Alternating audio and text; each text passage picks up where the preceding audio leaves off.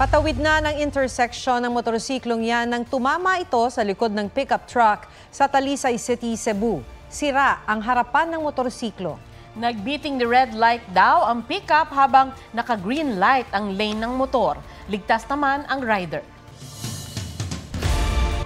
Dagdag sa makasaysayang double gold ni Carlos Yulo, nangunguna rin ang Pilipinas sa mga bansa sa Southeast Asia sa pagdating sa 2024 Paris Olympics medal tally. Ang bronze medalist namang si Nesty Petesio sasalubungin din ng Heroes Welcome sa kanyang hometown sa Santa Cruz, Davao del Sur.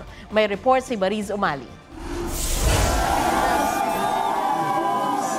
Pagkatapos ng mainit na pagsalubong at parada sa Metro Manila, may Heroes Welcome si Olympic bronze medalist Nesty Petesio pag-uwi niya sa Santa Cruz, Davao del Sur. May mga tarpaulin sa gilid ng kalsada. May programa rin ang lokal na pamahalaan. Ang pinakanasasabik sa kanyang pag-uwi, ang kanyang pamilya. Sobrang saya ko po dahil personal namin makasama si Nesty para mapadama namin ang todo suporta namin bilang pamilya niya. Bukod sa pagmamalaki ng sambayanan, bonus din sa mga Pinoy Olympian ang pagbuhos ng gantimpala. Si World No. 3 pole vaulter AJ Obiana nakatanggap ng 3 million pesos mula sa kanyang alma mater na Chiang Kai-shek College. Dagdag pa yan sa 500,000 pesos na natanggap niya mula sa lungsod ng Maynila at 2 million pesos mula kay Pangulong Marcos at PAGCOR. Dagdag naman sa cash incentives at mga pabuya kay two-time gold medalist Carlos Yulo ang high-end SUV mula sa isang Japanese car manufacturer. Sakto naman dahil may kasamang parking space ang natanggap niyang condo unit sa BGC.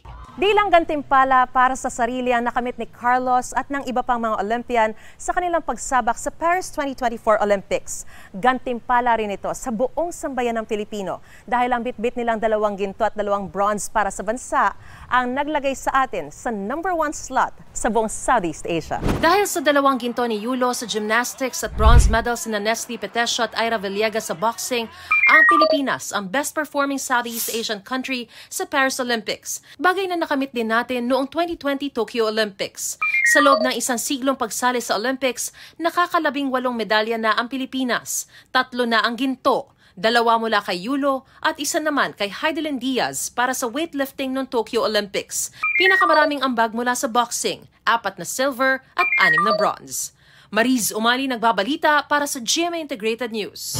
Ilang Pinoy Olympian ang hindi nakadalo sa welcome event at awarding ceremony sa Malacanang nitong Martes. 2 sa kanila hindi raw nasabihan. Ang sagot ng Malacanang at ng Philippine Olympic Committee sa aking report. Sa 22 Pinoy athletes na naglaro sa Paris Olympics, 5 ang hindi kasamang nagbalik bansa nitong Martes. Si Miss Bianca Pagdanganan, we were told that Miss Bianca Pagdanganan will be in Scotland. Si Ma'am Dottie Ardina naman will be in the US. Plus the 3 gymnasts, si Miss Alea Finnegan, Miss Levy Rivivor, and Miss Emma Malabuyo naman, we were told that they will be in the US. Pero nang matanong ng ilang netizen kung bakit wala sa welcome event at awarding ceremony sa Malacanang, sumagot ang gymnast na si Alea Finnegan na hindi raw sila nasabihan tungkol sa event. Sabi naman ni Emma Malabuyo, gusto niyang pumunta pero hindi rin daw sinabi sa kanya ang naturang event. Sinikap naming makuna ng pahayag ang mga atleta sa pamamagitan ng text, tawag at maging ng asosasyong kanilang kinabibilangan pero wala pa silang tugon. Ang isang wala sa Malacanang, si Dottie Ardina, ang golfer na nagpahayag ng saloobin sa social media tungkol sa kawalan nila ng uniform para sa kompetisyon. Pero ayon sa Malacanang at Philippine Olympic Committee, hindi nakasama sa biyahe pabalik ng Pilipinas sa mga nasabing atleta dahil may naunang flight na sila patungo sa ibang bansa. Walang kaugnayan sa issue ang hindi pagdalo ng Pinoy golfers sa Heroes Welcome. Yung NSA na lang nila mag-explain doon. Wala naman kaming, ang alam kasi namin, malis na sila ng maaga. Tiniyak din ng Malacanang na matatanggap pa rin ng mga atleta ang kanilang cash incentives. Paluginang ibinebenta ang mga baboy sa Davao Occidental dahil sa banta ng African Swine Fever. Inaasahan namang darating bukas ang libu-libong donasyong bakuna kontra ASF. May report si Bernadette Reyes. Isa-isang pinara ng mga taga Bureau of Animal Industry, City Veterinary Department at mga pulis ang mga dumaraang closed van at truck sa EDSA Balintawak, Quezon City. Kung may kargang baboy, ini-inspeksyon kung may sintomas ng African Swine Fever o ASF ang mga ito. Nasa 60 baboy ang hinarang sa Tandang Sora dahil sa kawalan ng kaukulang dokumento. Nagtalaga ang Department of Agriculture na inspection site sa iba't ibang lugar sa Metro Manila at karatig probinsya para mapigilan ang lalo pang pagdami ng kaso ng ASF. Sa Quezon City, 4 ang inspection sites, kabilang ang Laloman na tinaguri ang Lechon Capital of the Philippines. Mayroon din sa Valenzuela. Itong inspection site dito sa Malanday, Valenzuela, ang huling control point dito sa Metro Manila bago maaaring maibiyahe sa mga kalapit na probinsya ng Bulacan, Pampanga at Tarlac ang mga baboy kung saan may nagaganap na malawakang repopulation ngayon.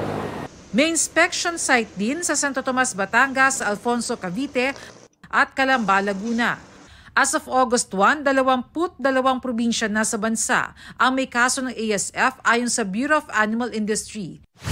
Sa Davao Occidental, 1,000 piso na lang kung ibenta ang ilang baboy matapos makapagtala ng ASF sa 3 barangay roon. Dito sa Metro Manila, umiiwas din muna sa baboy ang ilang mamimili. Ano muna kami, isda muna.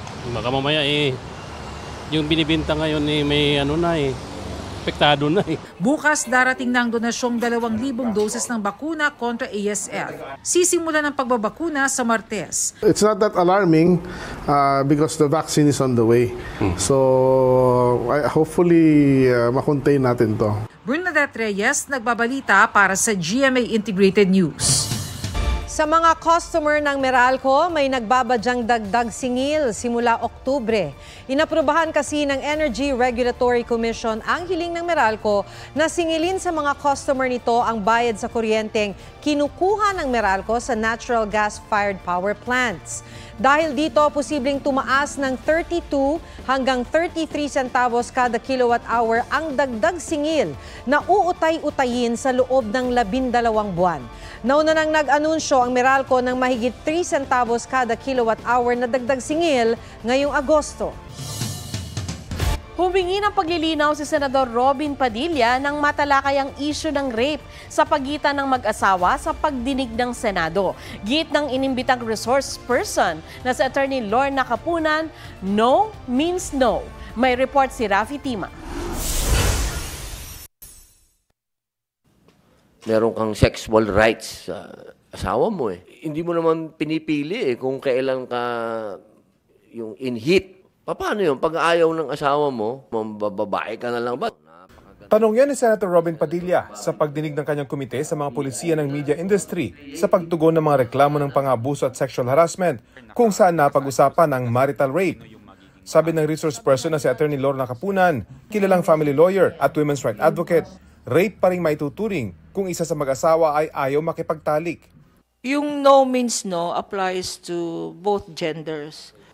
Hindi siya pwedeng i-force nung asawa. Sasabihin ng asawa, masakit ang ulo ko, ayaw ko. Pinersa nung husband, yung babae to have sex. Is that rape? Ang sagot po ay yes. Sa ilalim ng anti-rape law, pwede maging biktima mapababae o lalaki.